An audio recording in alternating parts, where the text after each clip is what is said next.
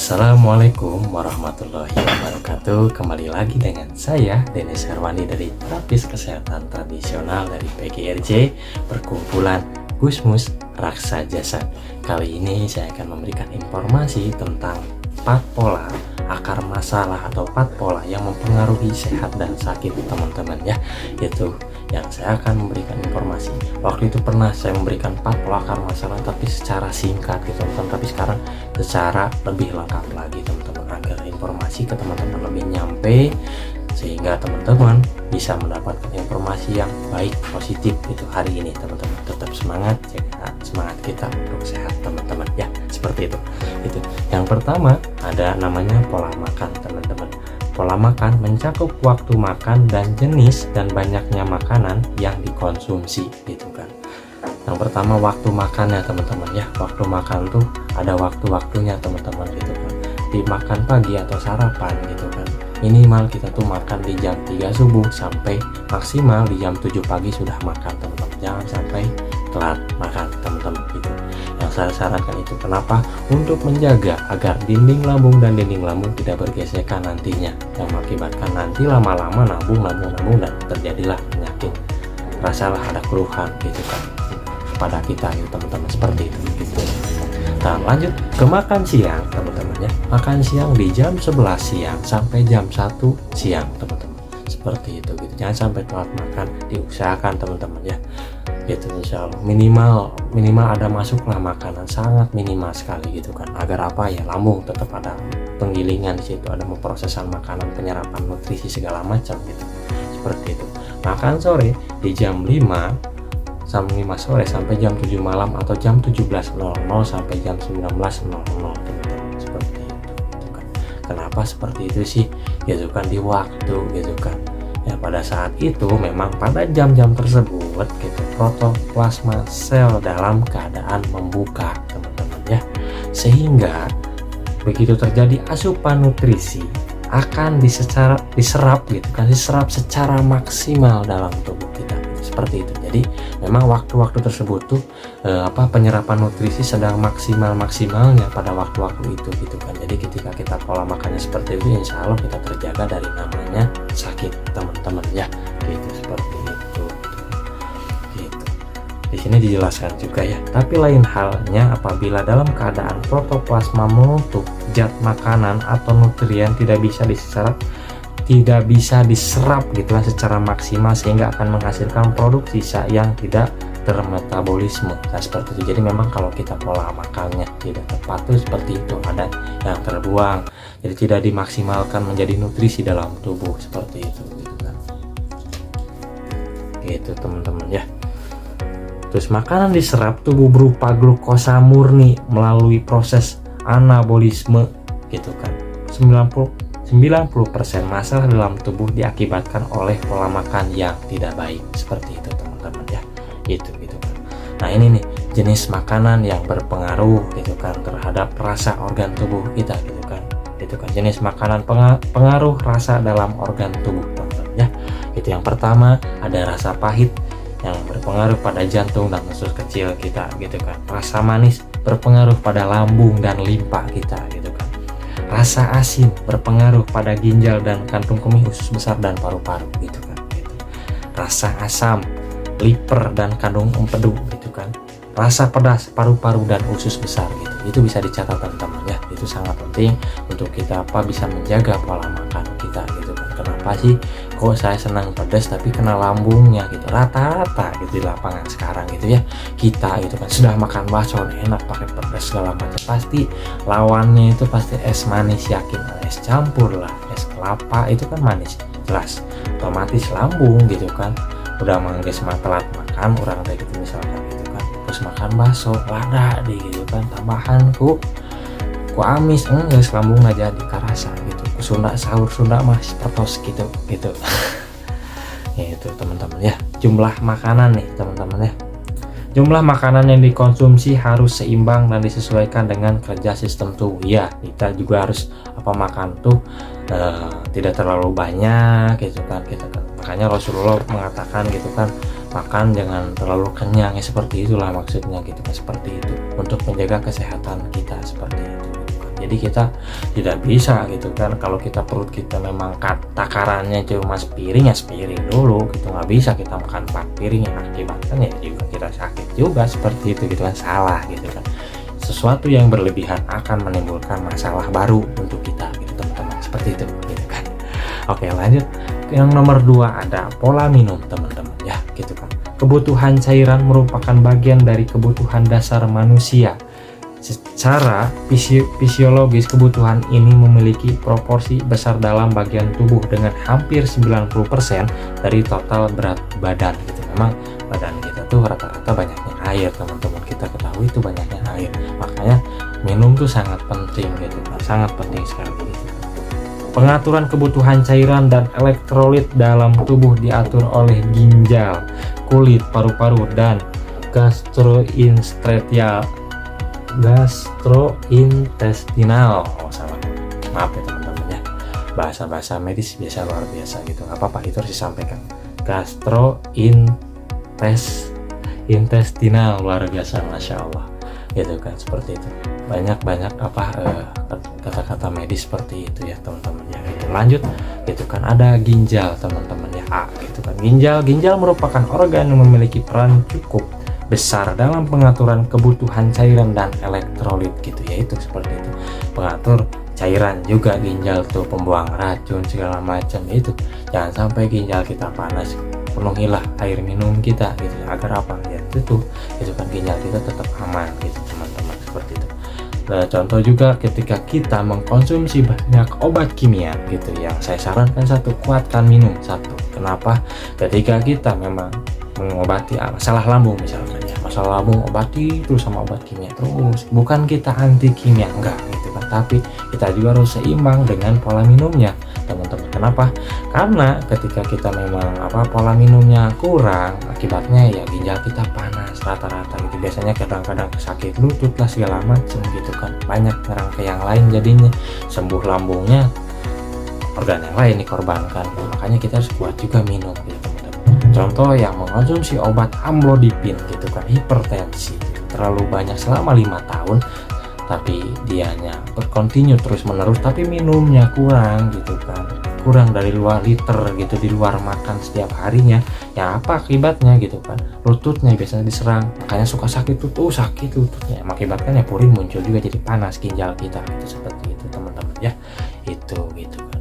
Yang B-nya di sini kulit ya. Kulit merupakan bagian penting dalam pengaturan cairan yang terkait dengan proses pengaturan panas gitu kan. Itu kulit kita tugasnya gitu kan. Terus paru-paru.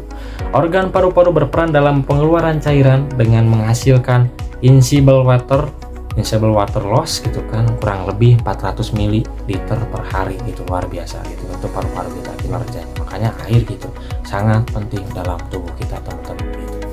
Manusia masih bisa hidup berapa minggu kuat dengan minum walaupun badannya kering. Kenapa? Yaitu karena 90% di tubuh kita rata-ratanya banyaknya air teman-teman ya gitu. Yang keempatnya atau D gitu, gastrointestinal gitu. Gastrointestinal merupakan organ saluran pencernaan yang berperan dalam mengeluarkan cairan melalui proses penyerapan dan pengeluaran air. Dalam keadaan normal, cairan yang hilang dalam sistem ini sekitar 100 sampai 200 ml per liter per hari gitu kan. Kebutuhan cairan rata-rata orang dewasa berkisar 2 liter atau 8 gelas per hari, itu rata-rata gitu kan. Pada keadaan tertentu seperti aktivitas fisik, merokok, demam, kebutuhan cairan akan meningkat. Kekurangan cairan akan mengakibatkan keseimbangan cairan tubuh dan berujung pada gangguan fungsi organ. Contoh, kita ketika kurang minum bukan hanya ginjal saja yang diserang, tapi usus kecil teman-teman, rata-rata gitu. Sekarang di bulan-bulan ini banyak sekali gitu, saya penanganan di lapangan, banyak sekali yang mengeluhkan sakit demam gitu kan, terus kayak panas dingin badannya gitu kan, gejala tipes segala macam, yaitu tadinya kita kurang minum, kurang air putih dalam tubuh, sehingga usus kecil terjadi pelemahan atau disebutkan penyerapan sari makanan tidak optimal, mengakibatkan itu tipes, tipoid teman-teman, seperti itu. Nah, nutrisional parah gitu, nah sih kenapa saya jadi nggak mau makan gitu segala macam, itulah itu akibatnya awalnya di situ gitu teman-teman. Jadi harus seimbang gitu, mau nggak mau organ kita harus seimbang kinerjanya semua teman-teman. Yang ketiga ada pola tidur teman-teman. Pola tidur ini juga sangat penting dalam hidup kita ini gitu. Ketika kita kurang tidur, kita juga mengakibatkan nantinya sakit juga teman-teman. Tidur kita harus cukup, istirahat kita harus cukup gitu kan, dari aktivitas setiap hari kita gitu teman-teman ya. Pola tidur merupakan kondisi tidak sadar di mana individu dapat dibangunkan oleh stimulus atau sensoris yang sesuai gitu kan. Menurut Button 1986, tidur diartikan sebagai suatu keadaan perubahan kesadaran melalui tingkatan stimulus yang bervariasi yang menghasilkan keterjagaan gitu kan. Tidur merupakan keadaan irama yang aktif dan kompleks yang melibatkan siklus yang berulang, di mana siklus merupakan penggambaran dari fase-fase aktivitas tubuh dan otak yang berbeda-beda gitu kan. Jadi setiap orang juga permasalahan hidup berbeda-beda, pola pikir berbeda-beda, yang mempengaruhi kadang-kadang kok saya kan nggak bisa tidur sih kan, kok saya tuh setiap tidur